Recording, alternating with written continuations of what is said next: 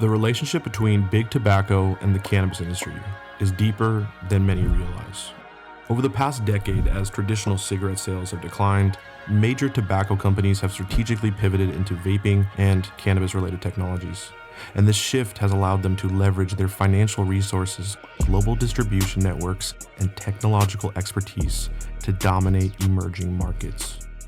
Companies like Altria, the parent company of Marlboro, have made significant investments in cannabis, such as their $1.8 billion stake in Cronos Group, a Canadian cannabis producer.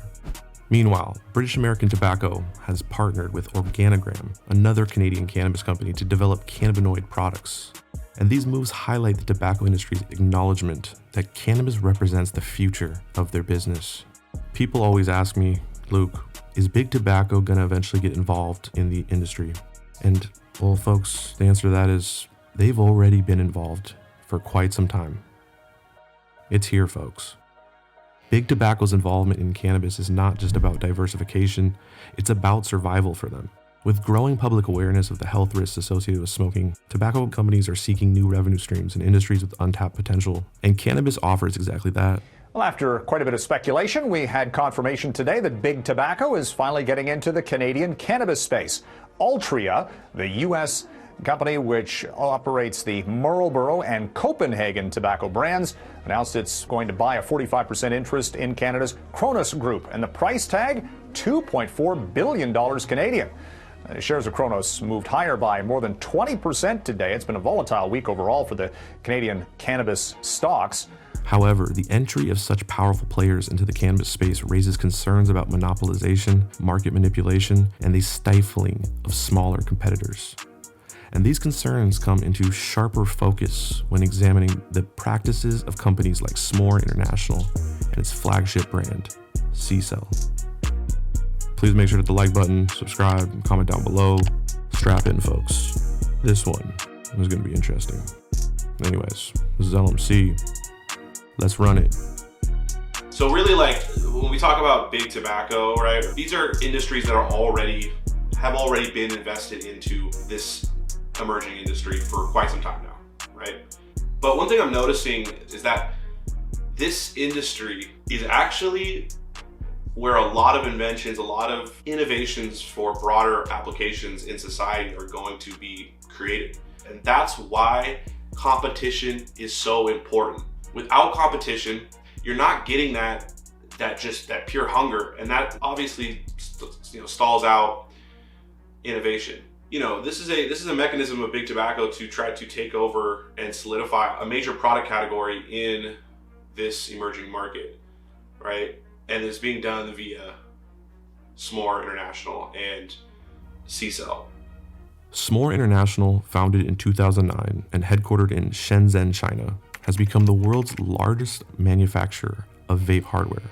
Its flagship brand, Ccell, revolutionized cannabis vaporizers with patented ceramic heating technology. This innovation quickly made Ccell a favorite among consumers and dispensaries alike, propelling S'more to dominate the North American vaporizer market. However, this meteoric rise was not purely the result of innovation and market demand. No, S'more's business model aligns with China's state-driven economic strategy, which prioritizes global dominance in high-growth industries. By leveraging advanced manufacturing capabilities and aggressive business tactics, S'more has captured a significant share of the cannabis vaporizer market. Yet the methods behind this growth are anything but transparent. S'more's strategic positioning in the cannabis sector underscores its broader ambitions to monopolize the industry. And to add on to this as well, there is a point where, because Ccell was in China and most of the manufacturing for vapes and all that, it was in China, they had this massive leverage point. So one of the things I'm going to interrupt you on is we kept going back to know the business you're in. You got sued by Ccell. We did. And when you say battle, I mean, that's a big battle because you have a company that's worth big M's. Yeah. That doesn't have the same laws that apply to you. And they're playing a game that they want to play in your court now. I mean, they were worth B's, right? There you go. We're playing different. I guess the theme is, right, we'll keep coming back to it, is know the game that you're playing, right? And with Ccell and S'more, that was, that was... Tell us how it came about and tell us how it happened, like what happened. So I'm going to try to keep it brief around that, right? Because we didn't know about ITC, and ITC means International Trade Commission. So that's like the arena, right? That's the field of which certain trade cases are played. And that's designed to protect American industry. So it has to do with importation, has to do with products.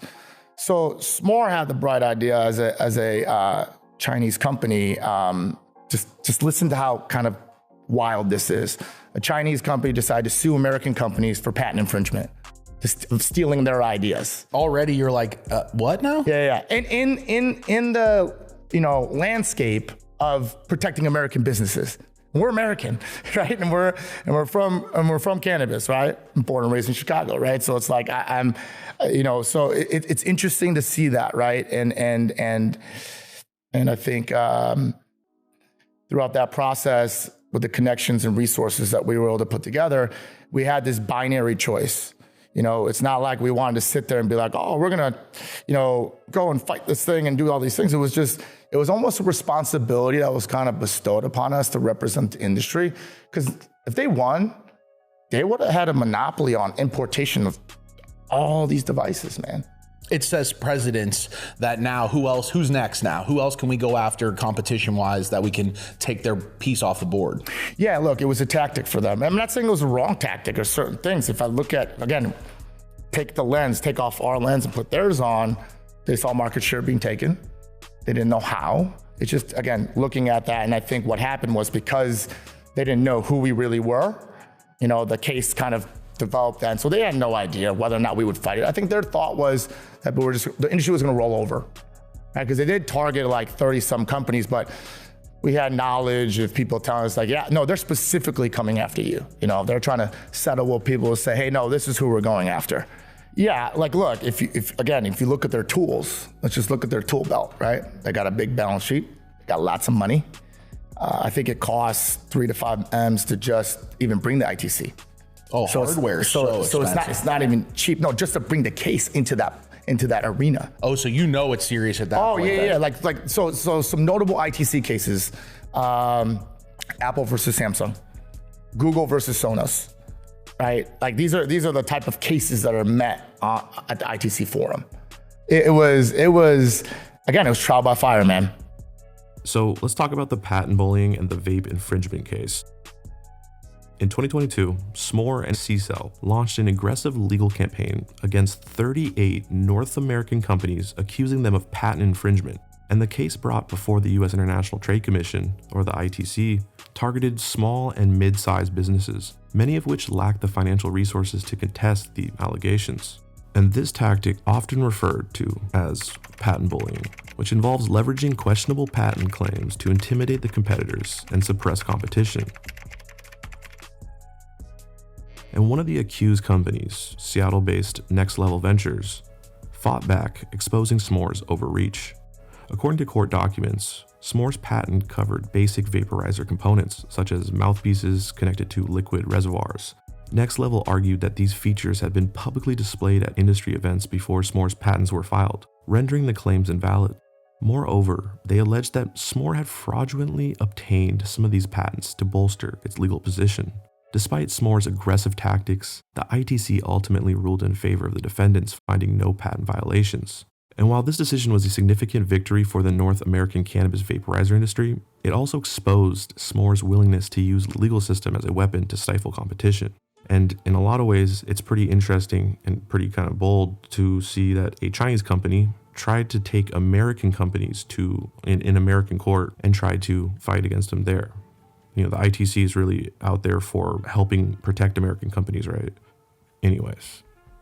So as I was developing this story, a new lawsuit now that just came out against Ccell, and it's in regards to price fixing monopoly tactics. There's an article that came out on February 14th by Ganjapreneur. And really, so the new lawsuit, right, it accuses the parent company of Ccell and its US distributors of price fixing and monopolistic practices. So let's dive into this. So the new class action lawsuit's been filed against S'more, the parent company of Ccell. So the lawsuit was filed by Arizona-based Earth's Healing Incorporated, which alleges violations of the Sherman Act and claims that S'more colluded with major distributors, including Jupiter Research LLC, Greenlane Holdings, and others to suppress the competition and artificially inflate the prices. But many smaller businesses were forced out of the market due to the market's high cost of litigation, right? Because it costs so much money to be able to go and operate in these ITC courts. And ITC really is like, big time. I mean, it's like Google versus Microsoft. Like, these are like big companies. So Smore ended up losing that case to Active ABD, which was formerly known as Next Level Ventures. Even though they lost it, right, they continued to file lawsuits against competitors. So in this article, right, Michael Brosgard, the president of Next Level Ventures LLC, or Active, which previously filed counterclaims against Smore for its alleged monopoly tactics, said in its statement, quote, "The plaintiff's price-fixing allegations are no surprise. Active was the first party to hold Smore legally accountable for its anti-competitive conduct. And preliminary experts' analysis suggests that Active is entitled to nearly $200 million as the direct result of Smore's illegal conduct in the vape market. And if successful, the case could reshape the competitive landscape and open the door for more alternatives in the market." So, really interesting stuff, right? This brand new lawsuit just came out. It looks like the American companies are starting to hit back now against Ccell.